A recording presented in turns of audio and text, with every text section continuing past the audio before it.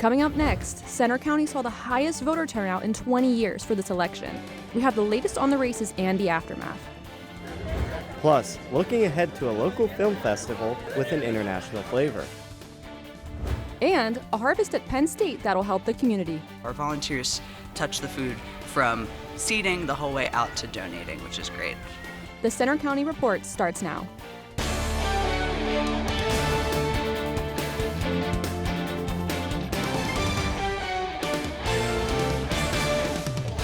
Good afternoon, I'm Alina Surace. And I'm Ethan Ellis. Thanks for joining us for the Center County Report. Our top story, election week continues with national and local results still coming in. Reaction to a Republican White House win and more. Reporter Evan Halfin has the latest information. People are very, understandably divided on the issue. There are people like me who are very, very happy about this result and think that this is exactly what should have happened. There are people who don't. And, that's what you're going to have in this country, but I think that's the beauty of a democracy. With the highly contested presidential election, Center County had the highest voter turnout in 20 years this week, more than 73%. Pennsylvania played a key role in Donald Trump's win, and local Republicans are celebrating. We've worked really hard as Penn State College Republicans to make this victory happen. We knocked on over 5,000 doors. We tabled all day in the hub. We've went on every form of media from national on down to, promote our message and so much more than that. Local Democrats, however, are still upset and angered by the election outcome. People have a tendency to just hear things echoed multiple times, and those just get ingrained into their minds. They don't hear much pushback against those things, and it just ends up solidifying a lot of false statements, making people believe that they're true, and it's very concerning. With Donald Trump officially elected president once again, a strong divide and opposing opinions still remain across Penn State campus and Center County. Social media platforms were flooded with election reactions, and misinformation spread quickly. Penn State's PSU Votes organization has worked throughout the election season to keep people informed by offering fact-based resources to help voters. We want to make sure students understand that their vote and their power matters every single election, not just these big ones. And why it matters is because it's a privilege that is not unique to us, but it's not guaranteed anywhere in the world. Officials in Center County face several unusual issues. Police evacuated the election office in Bellefonte on election night after an emailed bomb threat. It was unfounded, but the evacuation delayed ballot counting. The next day, more than 13,000 mail-in ballots had to be rescanned because of a software issue that delayed the reporting of vote totals. But the Center County Republican Committee plans to demand a recount of mail-in ballots, according to WPSU. In State College, I'm Evan Halfin for Center County Report. And we have some breaking election news right now. Democrats will retain control of the State House. A win just called for Frank Burns in the Johnstown area gives them just enough to keep a one-seat margin. We have updates for you today on results from all 11 races we're following here in our area. At the top of the ballot is the presidential race. Former President Donald Trump beat Vice President Kamala Harris, and the swing state Pennsylvania helped him win the White House again. Here's a look at the latest electoral map. The latest Pennsylvania Trump had a 51% to Harris's 49%, with almost all precincts reporting. In the Pennsylvania U.S. Senate race, Democrat Bob Casey has lost his seat after 3 terms. AP finally called this close race yesterday. Republican challenger Dave McCormick is the winner. He has 48.9% to Casey's 48.4%. Now let's look at some statewide races in Harrisburg that are on the ballot. In the state attorney general race, Democrat Eugene DePasquale and Republican Dave Sunday faced off.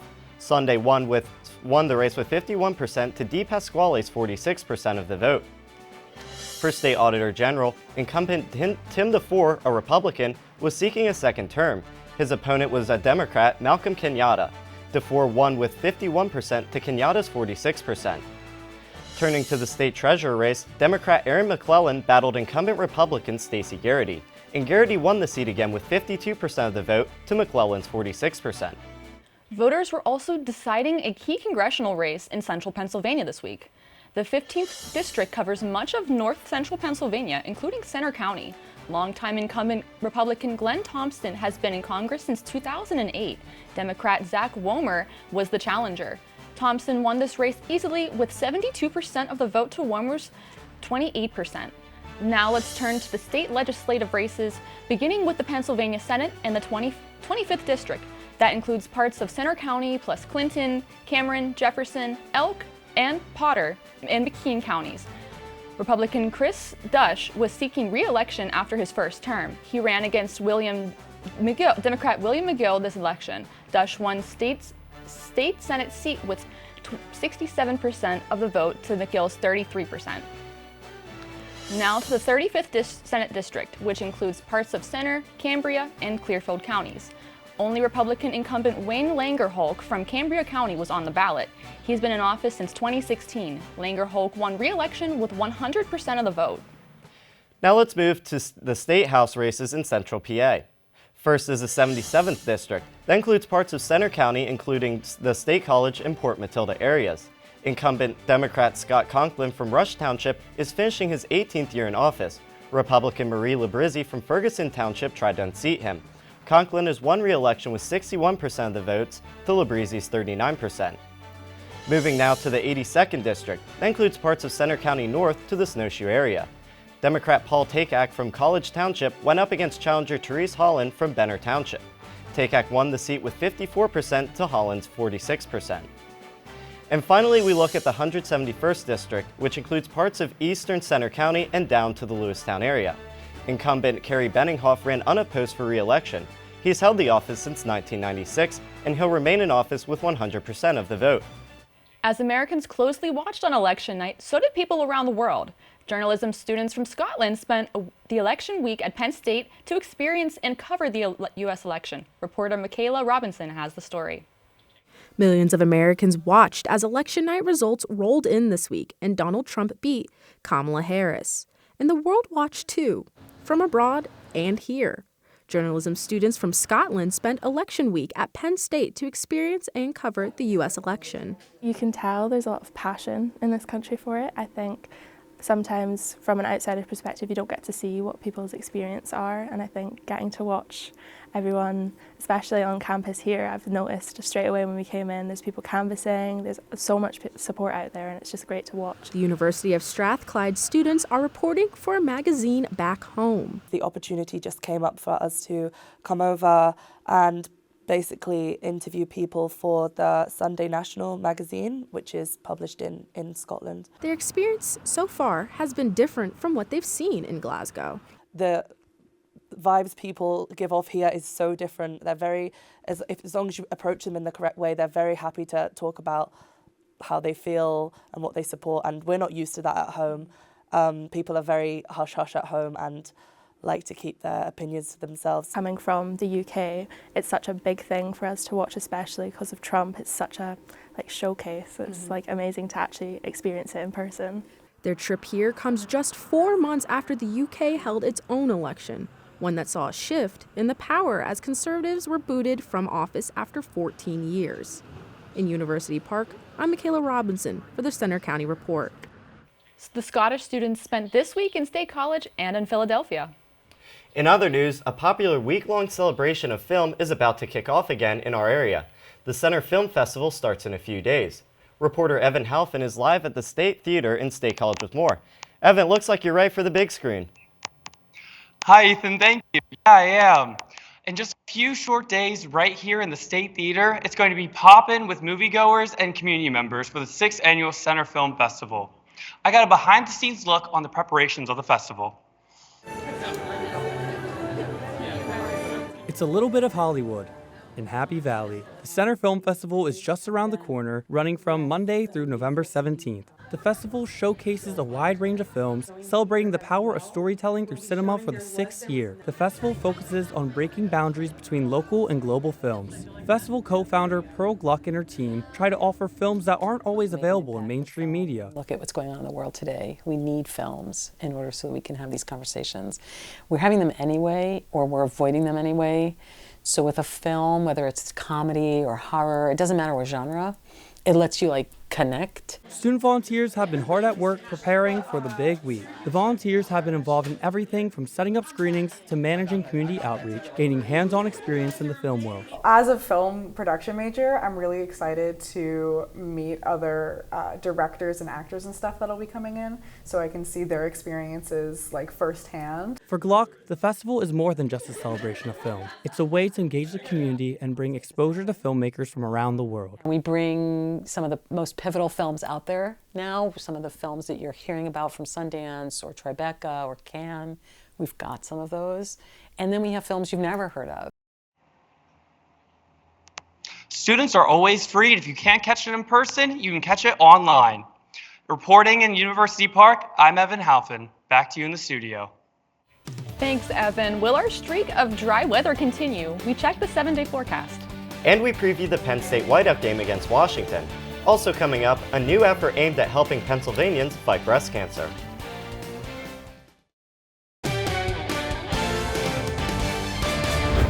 Breast cancer is a frightening reality for many women, but a Pennsylvania organization is trying to help with more resources and support. Dylan Price has the story. And that is Act 1. Act 1 was a first-of-its-kind bill passed by Governor Josh Shapiro. The bill made mammograms free for all women 40 or older in Pennsylvania or those with a family history of breast cancer. Natalie Kopp with the PA Breast Cancer Coalition says the group championed the bill, and it was a long time coming. You know, you can put yourself in that position, and you know that if you're going to be receiving that bill every single year, you're not going to get your MRI, something that could save your life. So we were motivated by stories like Ruth's to really champion this piece of legislation. Early detection is key, according to Kopp, and the numbers support that. Data from the coalition shows 1 in 8 women in the U.S. will be diagnosed with breast cancer during their lifetime, and over 2,000 women in our state die each year from it. But if treated early, there's over a 98% 5-year survival rate. Tiffany Leiber's daughter is a Penn State student. Leiber is from Texas and battled and beat breast cancer, but it may have been an easier fight if caught earlier. At level 3, stage 3, you sit there and think, okay, it really makes you face your mortality and realize, okay, I may not be around for everything, and it makes you kind of reevaluate how you approach everything. Leiber had stage 3 breast cancer, which experts give an almost 12% lower survival rate than if it was found early. I will tell all my daughters they really need to get tested way early, even if it's out of pocket. And it worked. Her sister was recently diagnosed, but at stage 0. Like 100% chance of recovery, but still requires surgery and intervention,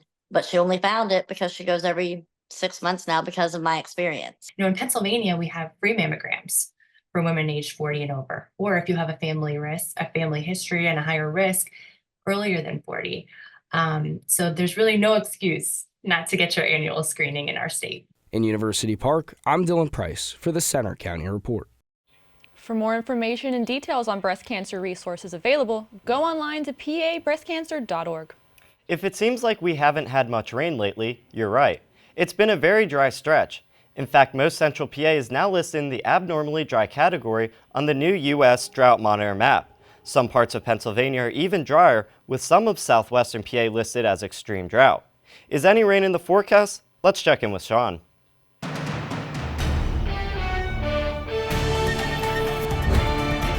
Well, there is actually some rain in the forecast, but the more pressing issue right now are these red flag warnings that are across much of the state. So that means that it is high fire danger. So if you plan on doing anything outdoors that involves, electronic appliances or something like that, or you plan to have a campfire, don't do it today, at least until 6 p.m. this evening when the wind dies down, which plays a very key role in fire danger. Looking outside right now here in central Pennsylvania, the grass is very dry. You can see how brown some of this grass is here at the Arboretum. So that is going to be an issue going forward. There is rain, though, in the forecast, as mentioned. It's 61 here, so it is a warm day here in central Pennsylvania, which is again, above average for this time of year. Again, as you mentioned, 61 in State College. It's already 67 down here in Philadelphia. So a very warm and blustery day across the eastern half of the state. So be aware, again, of fire danger. It will get up into the 60s throughout the day today. It will fall steadily down into the 40s by the time we get to midnight. And then overnight tonight, we're talking about lows into the 30s across most of central Pennsylvania.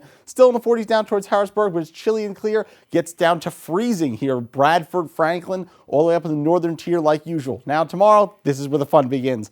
Whiteout day at Beaver Stadium. 51, great tailgating weather, pristine afternoon start. It gets chilly and it gets very November-like by the time we get to kickoff. Stepping you through time forecast-wise, a couple clouds overnight tonight. Not super serious, but enough just to kind of be there.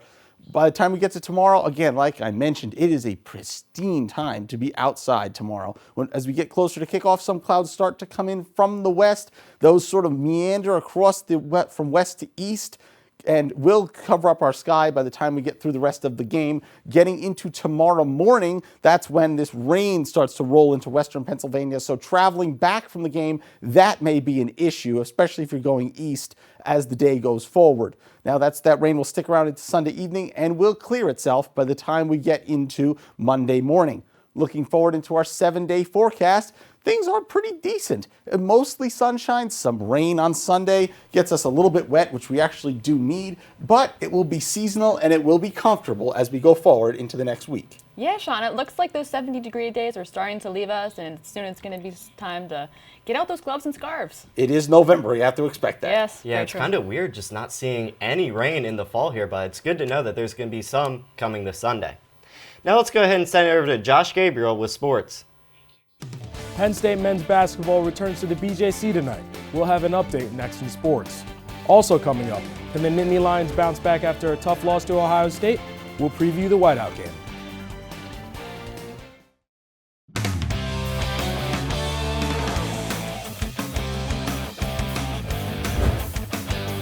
I'm Joshua Gabriel with sports.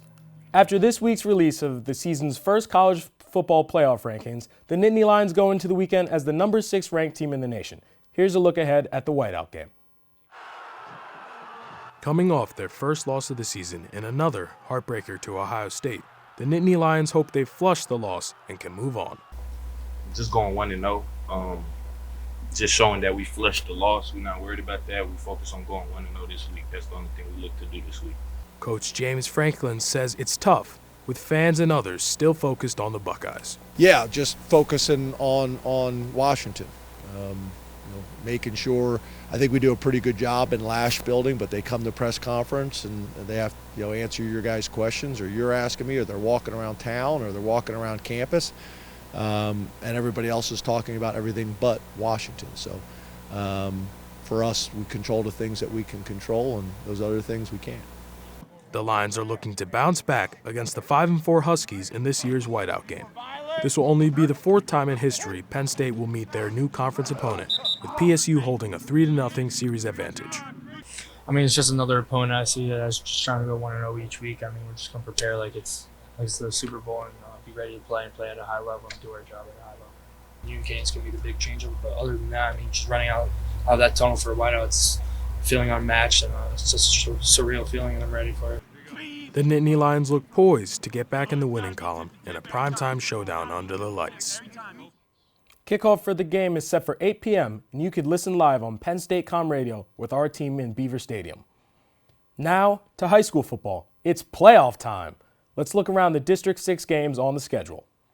It's a big night in downtown State College. The 9-1 Little Lions take on the 7-4 McDowell Trojans tonight at State High's Memorial Field. Next up, the 7-4 Tyrone Eagles travel to take on unbeaten Penn Cambria. And finally, the Hollidaysburg Golden Tigers host the Du Bois Beavers tonight. You can see the highlights on After the Whistle live at 11:30 tonight on our YouTube channel. Penn State hockey is on a bye week and hopes to snap a 2-game losing streak when they hit the ice again. After sweeping St. Lawrence at home, the Nittany Lions were swept themselves at Minnesota last weekend. They're now 4-3 on the season and will take on Wisconsin next weekend. Saturday is the annual Teddy Bear Toss to support kids with pediatric cancer. Penn State men's basketball is back in the BJC tonight for another non-conference game.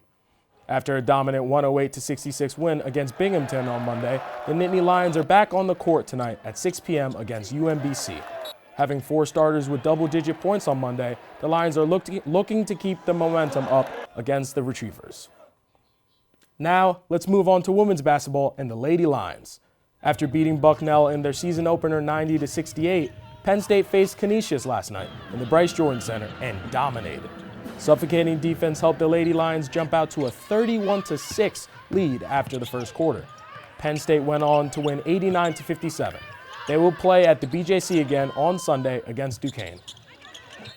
That's all for sports. Back to you guys at the desk. Yeah, hoping for a lot better result this weekend than we saw against Ohio State. Absolutely, especially in the Whiteout. The stadium is going to be energetic. You know, the Whiteout is one of the most looked forward to games in the whole season, so I'm excited to see what the results are going to be. Thanks, Josh. Coming up next, how volunteers at the Penn State Arboretum are turning their green thumbs into a powerful tool for giving back to the community. Stay with us. The Penn State Arboretum is proving that gardens are more than just natural beauty. Staff and volunteers are making an impact in the community. The Penn State Arboretum is known for its views, wildlife, and natural beauty. The gardens highlight unique greenery found around the country.